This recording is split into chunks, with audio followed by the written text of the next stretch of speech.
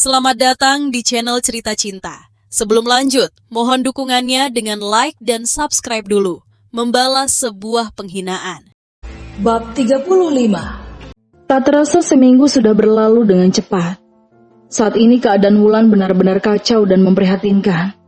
Dia sudah tidak memperhatikan penampilannya lagi. Dan dia selalu diam sambil duduk di atas ranjang kamarnya dengan tatapan mata yang kosong. Indra yang baru tiba di rumahnya pun merasa terkejut saat melihat istrinya kini sudah berubah sangat pendiam. Bahkan setiap Indra mengajaknya berbicara, Wulan tidak merespon dan tetap diam seperti tak melihat. "Kenapa kau, Wulan? Apa yang terjadi denganmu saat aku pergi selama 4 hari?" Tanya Indra yang merasa frustrasi karena sudah berulang kali menanyakan pertanyaan yang sama. "Brengsek, sebenarnya ada apa denganmu, Wulan? Jangan membuatku bertambah pusing.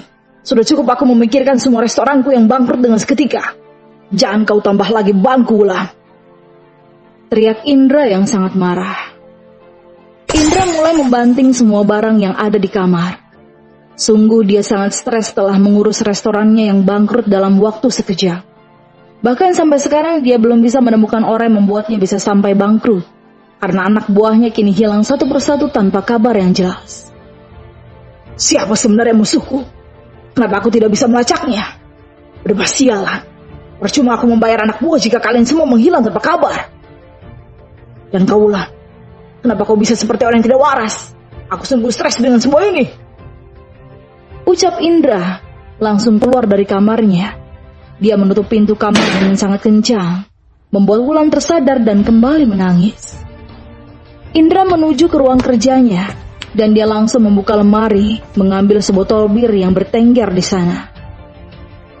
Indra membukanya dan menenggaknya sampai tersisa setengah, sambil terus mengumpat dan memaki. Tak lama kemudian handphone Indra pun berbunyi, dan dia langsung mengangkat panggilan itu. "Halo," jawab Indra berteriak. "Selamat malam, Tuan Indra. Saya ingin menyampaikan sesuatu yang sangat penting." "Katakan, jangan bertele-tele." "Baiklah, begini Tuan. Hari ini penanam saham yang baru saja ingin mengajukan kontrak kerjasama dengan perusahaan kita tiba-tiba saja mereka kompak memberitahu jika mereka membatalkan kerjasamanya, Tuan. Dan mereka menarik seluruh saham dan investasi yang akan ditanamkan, Tuan." Ucap manajer itu dengan getar. "Apa? Bagaimana bisa? Bukankah mereka sudah deal untuk melakukan kerjasama dengan perusahaan kita? Bahkan aku sendiri yang turun tangan untuk mengajak mereka menyepakati kerjasama ini. Tapi kenapa bisa mereka membatalkannya semua?" Saya juga tidak tahu, Tuan." "Dasar bodoh. Apa kau tidak melakukan tugas yang aku perintahkan, Pasti kau tidak mengirim para pelacur untuk mereka, kah?" "Sudah, Tuan. Saya sudah mengirimnya sebagai hadiah seperti Anda suruh. Dan mereka juga menerimanya dengan senang hati, Tuan." "Berbah, mereka benar-benar menipuku. Apa mereka sengaja ingin membuatku rugi besar, Brengsek." "Tuan, sepertinya perusahaan Anda sudah tidak bisa terselamatkan lagi, Tuan." "Tidak, jangan mengaturku.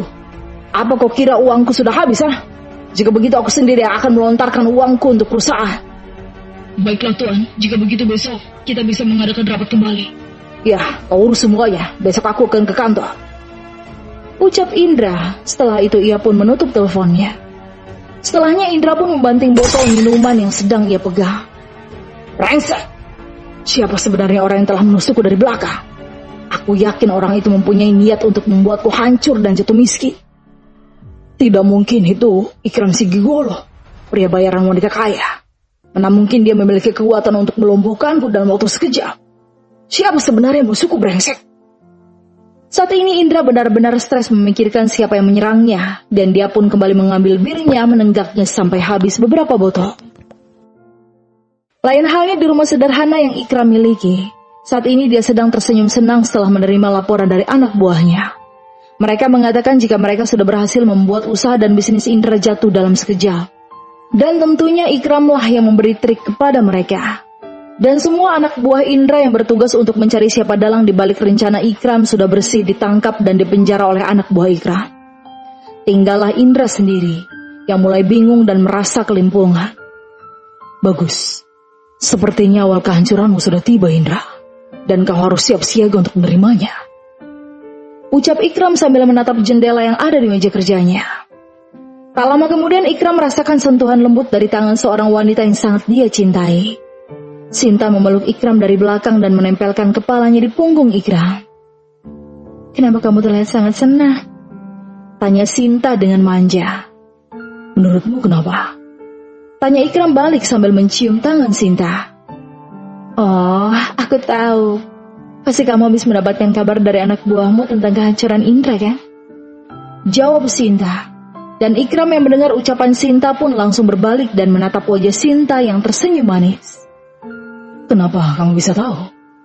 tanya Ikram curiga.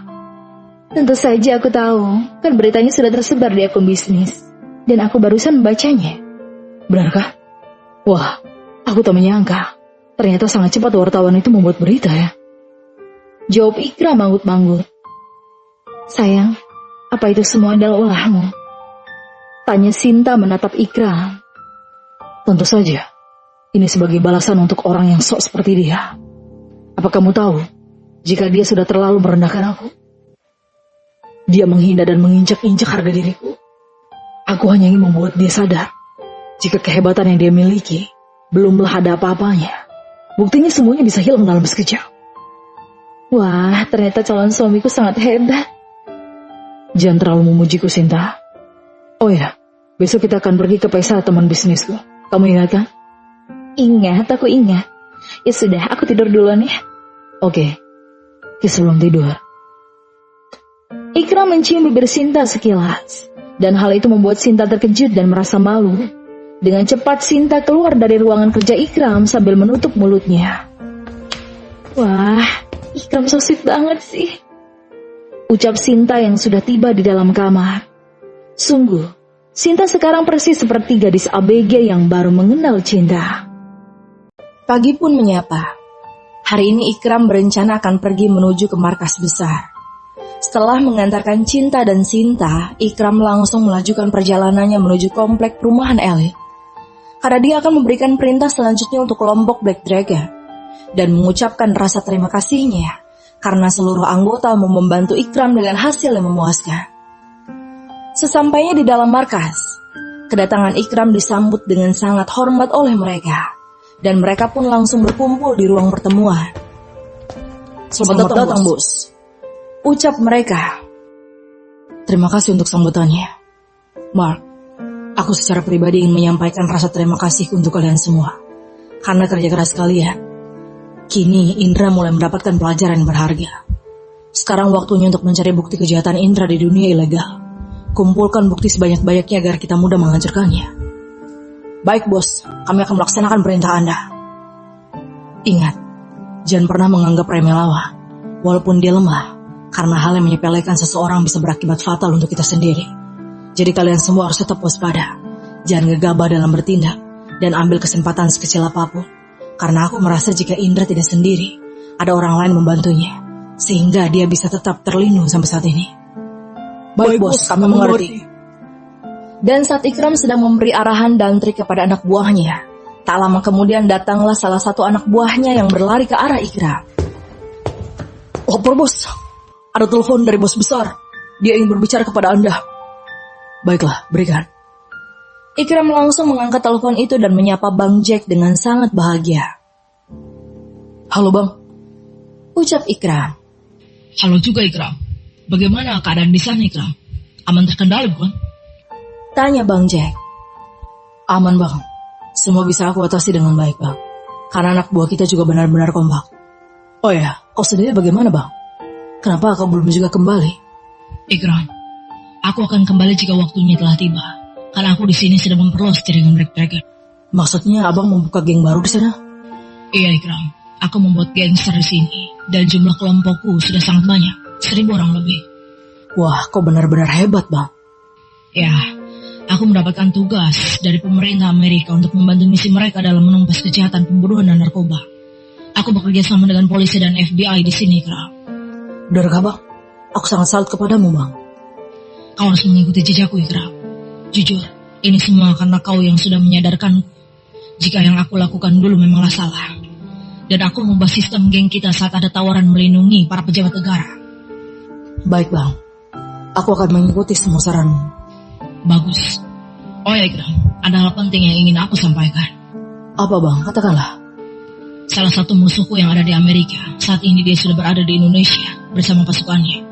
Mereka masuk melalui bantuan seorang pejabat di negara kita, sehingga mereka bisa lolos begitu saja. Dan tujuan mereka ke Indonesia adalah untuk menyerang markas Black Dragon Ikram. Dia bernama Charles, adik kandung dari gangster bernama Joseph yang telah aku bunuh secara keji dan brutal. Dia sengaja datang untuk membalaskan dendamnya padaku, karena dia mengetahui jika aku mempunyai seorang adik.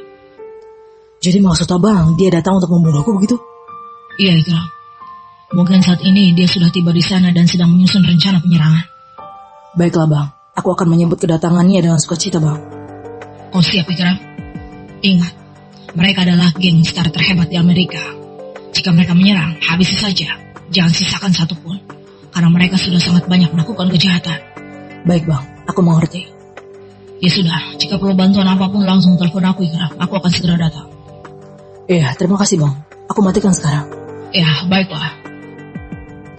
Setelah telepon itu mati, Ikram pun langsung kembali memberikan arahan kepada kelompoknya untuk siap siaga dan penyerangan yang akan dilakukan oleh Charles dan anak buahnya. Dan Ikram pun mulai mengutus beberapa cyber yang ada di gengnya untuk melacak keberadaan gangster tersebut, serta membongkar kejahatan pejabat negara yang sudah melakukan pengkhianatan. Ingat, kita harus menang dalam misi ini. Apa kalian siap? Siap, bos. Bagus. Jawab Ikram tersenyum. Di dalam apartemen mewah yang baru saja disinggahinya, saat ini pria tampan berwajah barat itu sedang tersenyum manis sambil menatap foto yang ada di handphonenya. Dia merasa sangat senang karena bisa kembali menemui mantan kekasihnya yang sudah 2 tahun ia tinggalkan. Dan dia yakin jika nanti malam di acara pesta rekannya itu, pasti akan bertemu dengan mantan kekasih pujaannya. Baiklah, aku akan bersiap sebaik mungkin agar kau terpesona melihat ketapananku, Sinta. Ucap pria itu yang bernama Charles Darwin. Dia adalah ketua gangster yang ada di Amerika. Tujuannya ke Indonesia. Selain ingin mendapatkan Sinta kembali, dia juga mempunyai niat untuk menyerang markas Black Dragon yang ada di Indonesia, untuk menuntut balas dendam atas kematian abangnya yang dibunuh oleh Jack dengan sangat keji. Dan setelah aku mendapatkanmu, maka aku akan memanfaatkan harta yang kau miliki itu, Sinta, untuk melakukan penyerangan kepada Black Dragon. Tak lama kemudian terdengar suara handphone yang sedang dia pegang saat ini, dan dia langsung menatap ke arah layar. Indra Wiguna. Saat menatap layar yang tertulis nama Indra Wiguna, Charles langsung tersenyum jahat saat menatap nama itu. Indra Wiguna, untuk apa dia menelponku? Tanya Charles tersenyum smirk. Dan dia pun langsung mengangkat panggilan itu. Halo? Ucap Charles. Halo Charles, apa kau sudah berada di Indonesia saat ini? Tanya Indra panik. Ya, kenapa emangnya? Charles, apakah kau mau membantuku? Aku sedang dalam masalah besar saat ini. Masalah apa? Iya, ada orang yang menusukku dari belakang Charles, dan membuat usahaku bangkrut semua. Tolong, kau bantu aku untuk menemui orang itu. Bukankah kamu mempunyai anak buah yang sangat hebat? Memangnya kau tidak punya anak buah? Kenapa menyuruh anak buahku? Tanya Charles heran. Anak buahku hilang satu persatu, Charles. Aku juga tidak tahu kenapa mereka bisa hilang tiba-tiba. Tolong bantu aku, Charles. Baiklah, tapi aku harus menyelesaikan misiku terlebih dahulu. Baru aku akan membantumu. Ya, tidak masalah, Charles. Aku akan menunggumu dan membantumu jika kau mau. Ya sudah, sekarang kau bersiap-siaplah dengan istri. Kita akan pergi ke pesta yang diadakan oleh Ria. Karena aku akan menemui mantan kekasihku. Ucap Charles tersenyum. Baiklah, aku pasti akan tiba di sana dengan tepat waktu. Terima kasih, teman. Setelah panggilan itu mati, Indra pun langsung bangkit dan tersenyum senang. Akhirnya, sebentar lagi aku akan mengetahui siapa dalang di balik hancuran usahaku. Kekuatan Charles dan gangsternya sudah tidak diragukan lagi. Pasti sangat mudah untuk mereka mencari penyusup itu. Ucap Indra sendiri. Setelah itu dia langsung keluar dari ruang kerjanya menuju masuk ke dalam kamar. Saat tiba di dalam kamar, dia menatap ke arah Wulan yang masih duduk betah di atas ranjangnya. Dengan perasaan marah, Indra pun langsung mendatangi dan membentak Wulan. Wulan, ada apa sebenarnya denganmu? Tolong jangan membuat kesabaranku habis. Sedangkan Wulan masih diam tak memperdulikan pertanyaan yang dilontarkan suaminya. Indra yang merasa tidak diperdulikan pun langsung mencengkram kedua bahu Wulan dengan geram. Cepat kau katakan kepadaku, jangan membuat aku lebih emosi lagi, Wulan. Ucap Indra dengan wajah merah. Wulan yang mendapat cengkraman dari suaminya pun mulai menangis dengan sangat pilu. Membuat Indra semakin marah dan melepaskan cengkramannya. Brengsek, kau benar-benar membuatku kesal, Wulan. Aku sangat tidak menyukai sikapmu ini. Seharusnya saat ini kau bisa menghiburku. Tapi apa yang kau lakukan? Kau hanya diam seperti orang stres dan menambah bebanku, Wulan.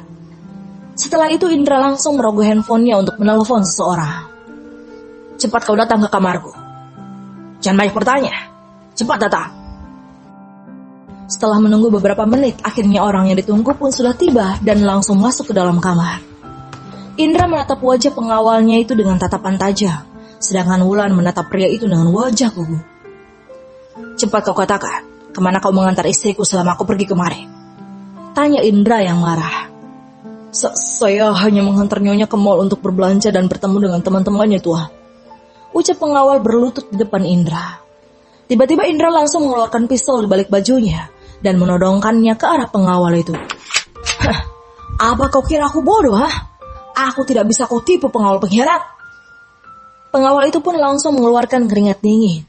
Dia menatap wajah Wulan dengan memohon. Cepat katakan dengan jujur, atau aku akan menembakkan pistolku tepat di kepalamu. Baik, Tuan. Saya mengantar Nyonya untuk menemui anaknya, Tuan. Dia bersekolah di TK Permata Bunda dan saya hanya menunggunya di depan gerbang, Tuan. Kurang ajar, jadi kau melanggar janjimu, Wulan. Baiklah, kali ini aku akan memaafkanmu karena kita harus pergi ke pesta malam ini. Kau utus Priyas untuk datang ke sini dan suruh Bija untuk memandikan Nyonya muda. Cepat, lakukan sekarang juga. Baik, Tuan. Terima kasih, Tuan. Saya permisi. Pengawal itu langsung keluar kamar untuk melakukan perintah yang Indra ucapkan. Sedangkan Indra, saat ini dia menatap wajah Wulan dengan tatapan tajam. Sepertinya kau mulai membangkang, Wulan. Dan aku akan memberikanmu pelajaran setelah kita selesai menghadiri acara pesta itu. Bersambung.